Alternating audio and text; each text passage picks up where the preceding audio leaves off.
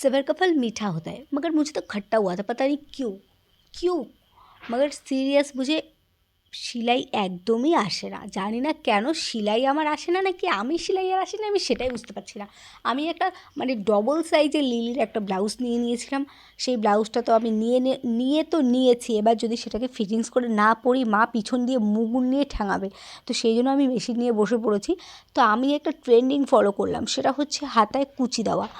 So আমি মেশিনটা নিয়ে বসে পড়েছি, তারপরে কুচি দেওয়া সেটাকে ট্রাই করলাম, যদিও খুব একটা ভালো পারি না, চেষ্টা করলাম। সো কেমন লাগলো তোমাদের বলবে।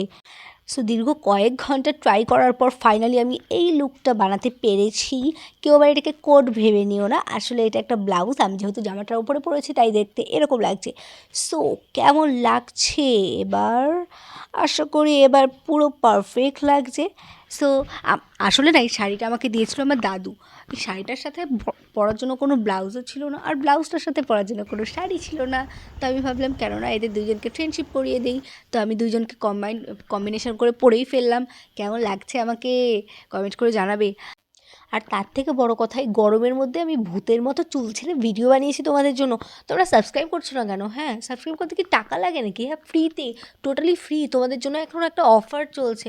So subscribe my channel and supports me for more video. Thank you for watching.